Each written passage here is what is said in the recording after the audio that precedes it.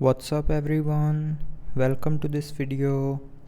In this video I will show you how to use split screen mode on Galaxy S25 Ultra.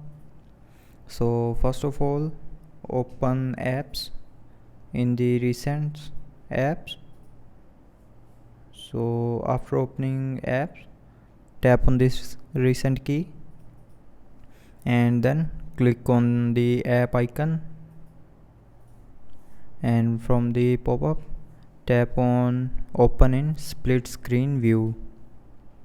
Then it will split the screen in two parts. Now you can use the split screen.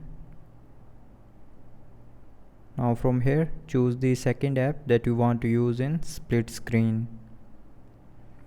So that's how you can open split screen. Now you can drag from these three dots to up or down to increase or decrease the size of these split screens. And if you want to go back to the normal screen mode, then from here swipe down